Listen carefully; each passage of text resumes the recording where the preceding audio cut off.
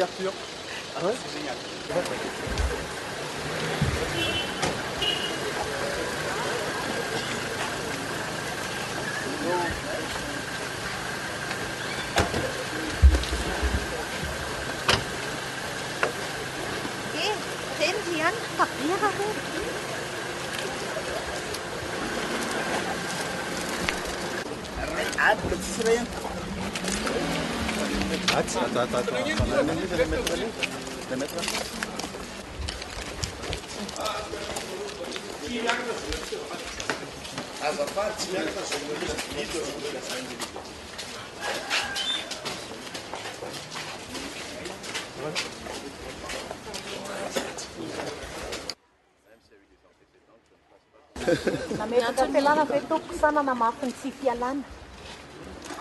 Tsy fantatro moa inona ny anton'ity borao ity fa fahafantarako azy borao fametraha-pialana ny ato fa tsy fametraha-pialana. Rehefa zay ny lalàna dia atrehana. Za tsy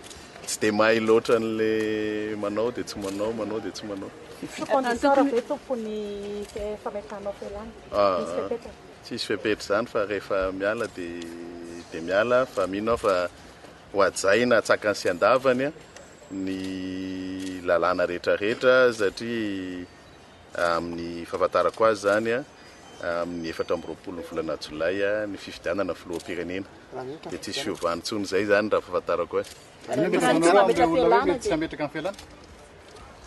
Tsy anjarako manapaka an'izany fa anjaran'ity fitsarana ity fa raha tsy diso zao ity fitsarana ity maleo tena ny fahafantarako azy. Ho anareo minisitra nefa ny prime ministre ny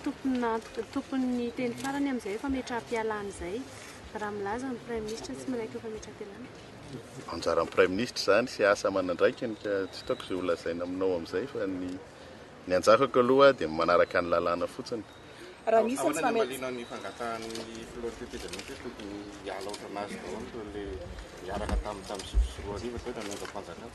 araka ny saritra Union africaine. Ngamba ny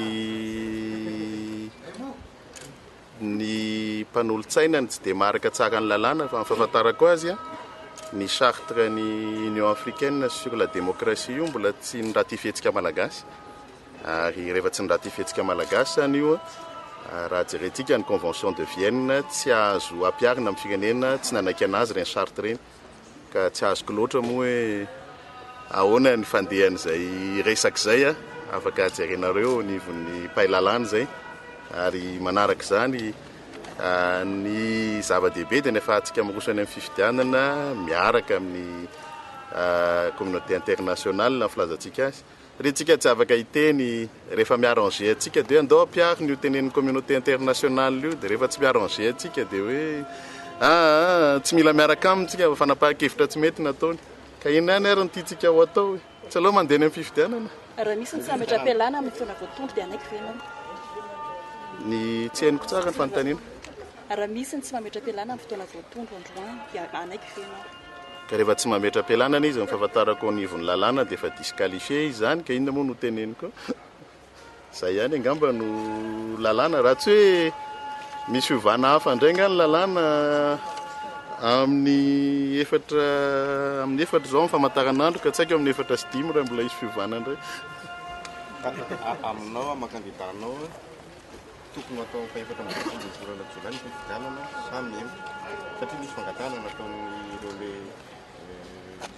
institution anatin'ny feuille de route hoe ay amin'ny rakely no izay fitadiavana izay apaisement zay. Le apaisement ve tratra 24 juillet sa aoriana 24? Zay rehefa nanapa-kevitra hoe latsaka dia efa niomana tamin'izay daty izay zany ka tsy hitako ny hoe iovaovana daty amin'izay zavatra raha ohatra moa mieritreritra ny besin'ny maro hoe izay niteraka apaisement dia mba gaga amin'izany fa taloha izy tsy miteraka apaisement dia teoriana miteraka apaisement ka io ane finiavana sy fahatsiarovan-tena amin'ny andraikitra eto amin'ny firenena ny tena zava-dehibe fa na emitra afaka 20 taona ary io rehefa tsisy an'izay fanetretena sy finiavana ama sy amoaka n'ity firenena ity amin'ny fahasairanana izay dia tsy ho vita mihitsy io ohatra ny fanarahana rehetrarehetra ihany rehefa hitanao fa ianao no mety miteraka olana amin'ny fiarahamonina dia anjaranao no mandray andraikitra mikasika an'izay fa tsy ny hoe fanemorana na ny fampandrosoana an'ilay daty no amany olana fa ngamba kosa efa ampy zay efa ela loatra ny siny tetezamita lasa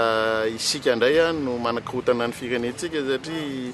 afangarontsika dola araka ny lazaiko teo rehefa mety amintsika le tenen'le communauté internationale dia tsy manao daholo izy 700 rehefa tsy mety amintsika dia tsy mety mihitsy ny tenen'ireo rehetrarehetra keo